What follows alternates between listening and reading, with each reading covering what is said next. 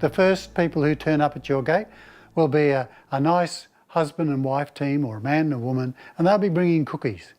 Yeah, and they'll come in and, oh, let's have some cup of tea.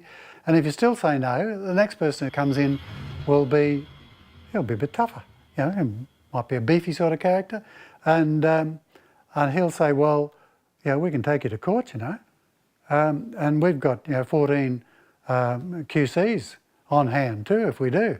How many QCs have you got?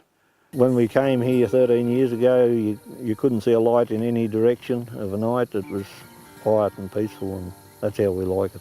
If we wanted to live with lights and noise, we'd have went and lived in the city. It is not an industry that has a light environmental footprint. Despite all the lies their spin doctors go on with, and the massive advertising campaigns that they've engaged in, saying that they're clean and green, they're not.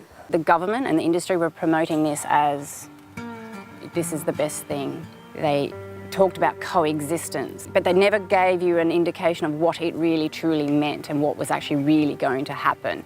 They knew that they were going to do a major con job on Australia.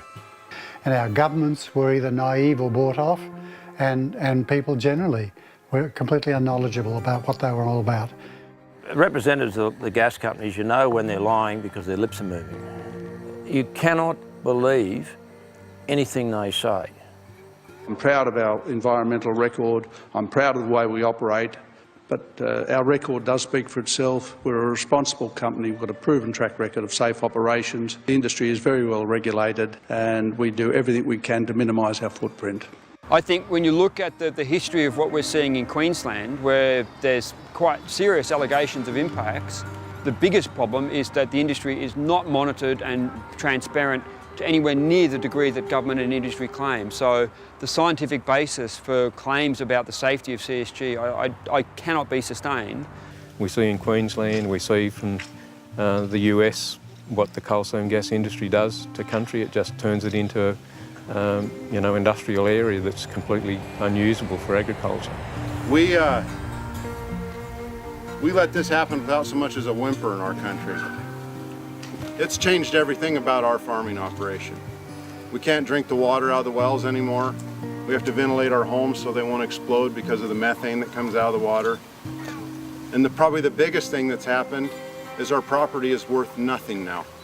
They bring nothing to the table, and we ask them, what do you bring to us? What have you got that we want? They can't answer the question. The Queensland Valuer General, with the very first well on a rural property, devalues it somewhere between 10 and 12%, and it's basically incremental thereafter. And obviously, if you're living next door to a property with a gas field on it, you will be impacted. We have already experienced direct negative impacts, even though we don't have a single gas well on the property. People just don't realise how much vehicular traffic and people you got on your place when they're drilling and putting in all this infrastructure. Something like about 200 vehicles per well.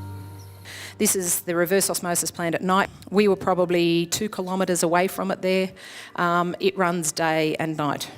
I would love to have here, show you my father's Petroleum and Gas Act. The whole book is fallen apart. He has, notes through the entire PNG Act.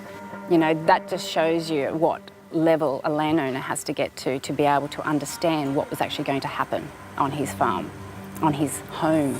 There are families. This is a gentleman, he owns this property down the left-hand side of the well there. His family home was 1.7 kilometres away, and they became sleep deprived, and this flare goes day and night. He says it's like a jet engine just constantly going.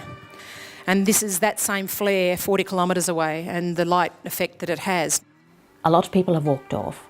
Some families have been bought out, and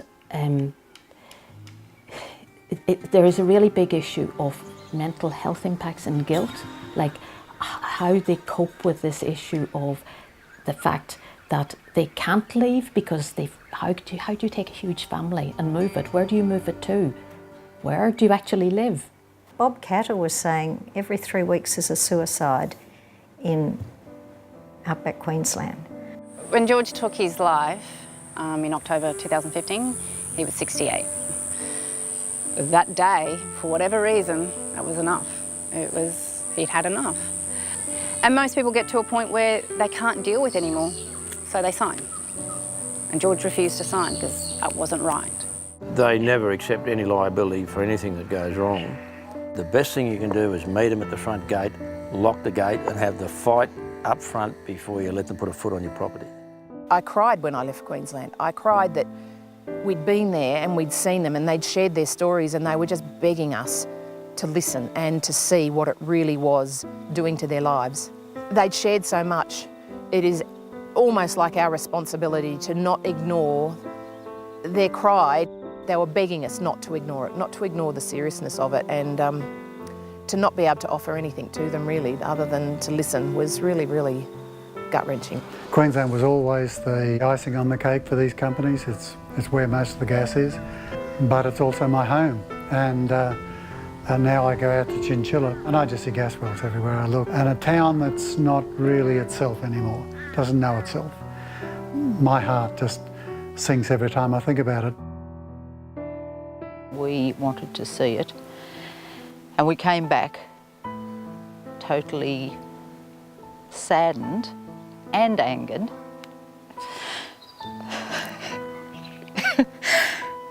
to see what's happened.